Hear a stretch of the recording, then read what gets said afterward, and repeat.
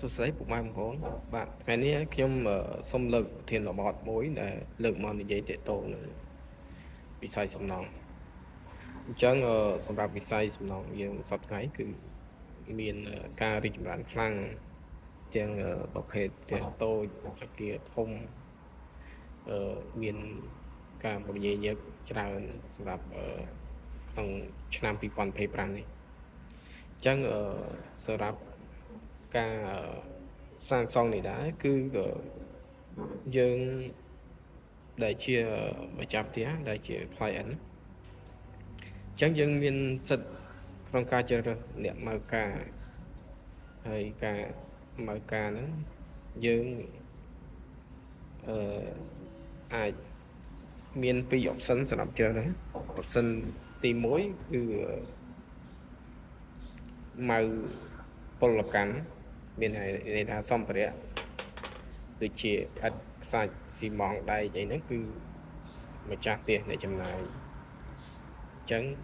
អាហ្នឹងគឺ option ទី1ហើយ option ទី2នេះគឺម៉ៅផ្ដាច់មានន័យថាយើងចាំតែកាន់សោចូលនៅ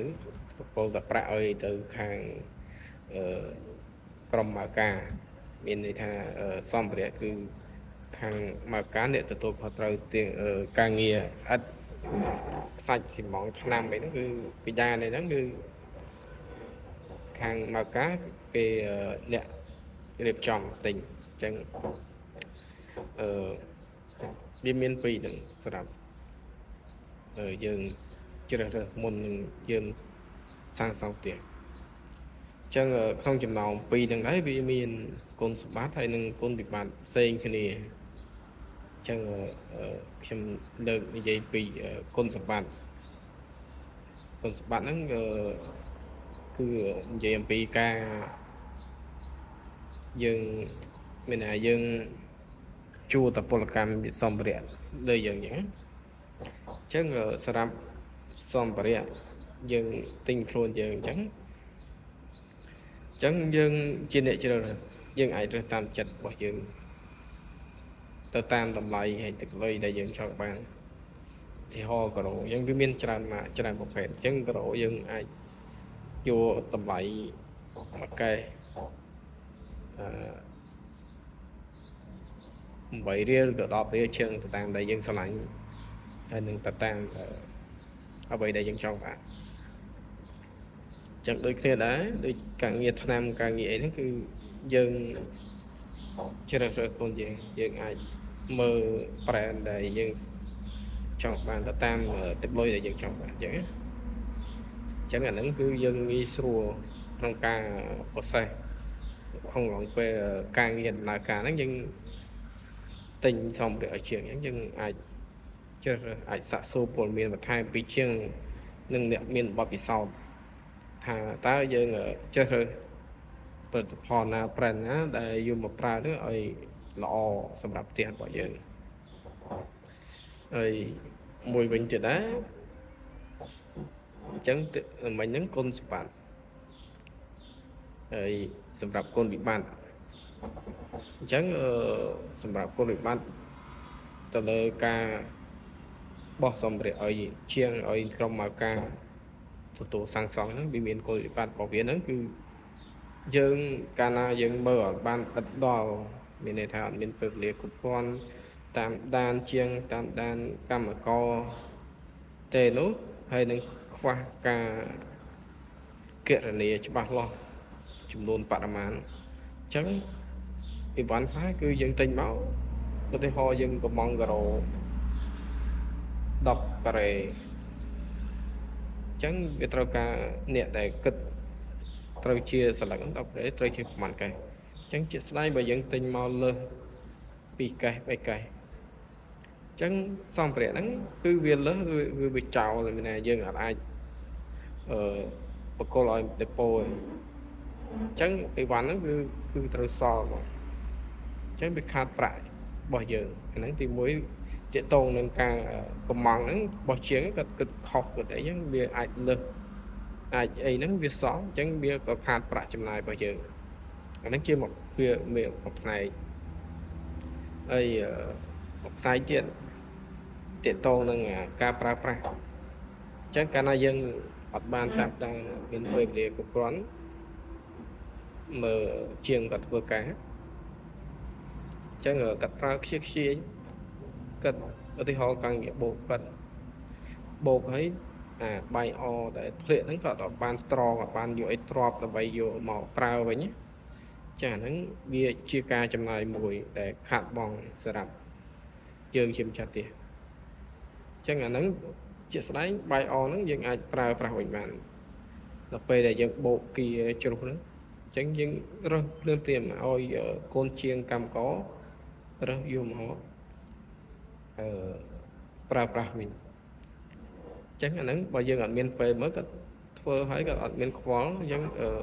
សម្ភារៈហ្នឹងវាបាត់បង់អញ្ចឹងកាលណាបាត់បង់តិចហ្នឹងវាផ្សំគ្នាអញ្ចឹងវាខាតប្រកាសរបស់យើងអញ្ចឹងមិញវាមានពីរចំណុចហើយទី1ទៅលើការប្រើប្រាស់ខ្ជិះខ្ជាយរបស់ជាងទី2គុណវិបត្តិហ្នឹងការកំបោកមកវាលើសអញ្ចឹងហើយទី3គឺវាត្រូវការចំណាយពេលវេលាសម្រាប់ជាមួយជាងជាមួយដេប៉ូត្រូវការយើងហ្នឹងជាម្ចាស់ផ្ទះហ្នឹងតទិញរបស់ហ្នឹងឆ្លើយឆ្លងជាមួយជាងដេប៉ូអញ្ចឹងវាត្រូវការពេលវេលាទៅតាមប្រសេសការងារមួយនីមួយអញ្ចឹងអាហ្នឹងត្រូវការយើងហ្នឹងមានពេលវេលាគ្រប់គ្រាន់ដើម្បីធ្វើការងារជាមួយជាងជាមួយដេប៉ូបាទហើយអញ្ចឹងអាហ្នឹងគឺការមកតពលកម្មអញ្ចឹងខ្ញុំសូមលើកគុណវិបត្តិនៃការមកសម្ភារៈ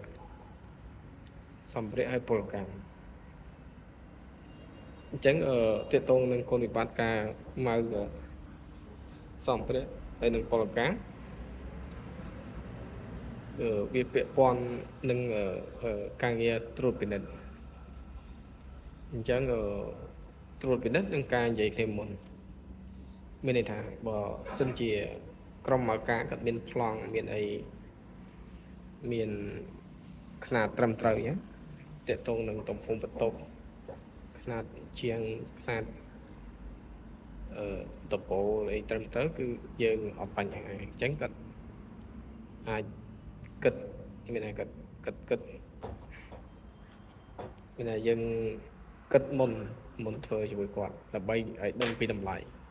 កាលណាយើងអត់ដឹងពីតម្លៃច្បាស់លាស់ទេវាអាចឲ្យលើសបិទចិត្តមានលើសចំណាយរបស់យើងមានលុយយើងឧទាហរណ៍យើងលុយរបស់យើងហ្នឹង 25,000 ចុះយើងសម្រាប់ធ្វើផ្ទះអញ្ចឹងតែពេលជាស្អែកគាត់ធ្វើអត់មានຂະຫນາດអត់មានអីទៅវាអាចចូលចំណាយខ្ទង់ 30,000 អីទៅអាហ្នឹងវាក៏ជាបញ្ហាដែរអញ្ចឹងការមកពលកម្មនឹងសម្ភារៈព្យាយាមនិយាយជាមួយជាងឬក៏ជាមួយវិស្វករឲ្យដឹងពីការចំណាយនឹងឲ្យច្បាស់សិនមុនសម្រាប់ចិត្តអ្វីមួយឲ្យគាត់ធ្វើណាហើយគុណវិបត្តិរបស់វាហ្នឹងគឺការមិនយល់ចិត្តគ្នាមែនទេអាហ្នឹងដែលខ្ញុំលើកមិញគឺការមិនយល់ចិត្តគ្នាហើយមួយទៀតការកឹបកេងរបស់ជាងអញ្ចឹងអាហ្នឹងគាត់ជាងវាអាចមានអ្នកខើខូចហ្នឹងយើងគាត់មកពលកម្មសម្ភារៈអញ្ចឹងគាត់និយាយផ្សេងធ្វើផ្សេងគាត់លួចដៃនេះទៅទំហំដៃឬក៏ spacing ដៃកងដៃអីចឹងនឹងតាក់ទងការងារបេតុងឬក៏កម្រាស់ធ្នឹមកម្រាស់ slab អាហ្នឹងយើងត្រូវមានអ្នកតាមដានទៀតដែរអញ្ចឹងគឺការធ្វើផ្ទះនេះគឺមិនងាយស្រួលទេគាត់ថាឲ្យយើងយល់ពីរបៀបមានថាមានថាទី1មកតពលកម្មទី2មកពលកម្មសម្ភារៈអញ្ចឹងតកតងនឹងចំណុចហ្នឹងគឺវាសំខាន់សម្រាប់អ្នកដែលចង់ធ្វើផ្ទះអញ្ចឹងត្រូវតែមានអ្នកពិភាក្សាជាមួយហ ហើយការធ្វើទៀននឹងដែរមិនមែនថាយើង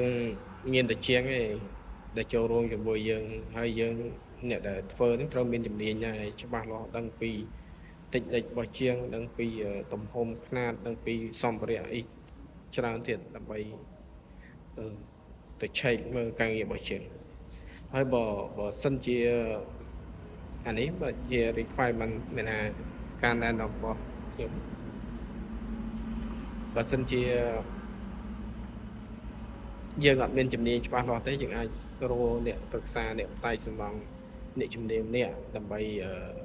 តាមដានជាមួយជាង follow up នេះណាមើលពីប្រសេសមួយទៅប្រសេសមួយការងារគាត់មិនដែរយ៉ាងគាត់មានបច្ចេកទេសអត់ហើយគាត់សមចៃអត់ហើយគាត់ធ្វើបានស្អាតអត់មានសោភ័ណភាពអត់អញ្ចឹងអាហ្នឹងត្រូវការអ្នកជំនាញមួយតាមដានក្រុមជាងយើងធ្វើចេញមកលទ្ធផលបានហើយយើងអត់ពេញចិត្តអាហ្នឹងគឺការកើតទេអញ្ចឹងត្រូវការមានអ្នកជំនាញមានអ្នកអ្នក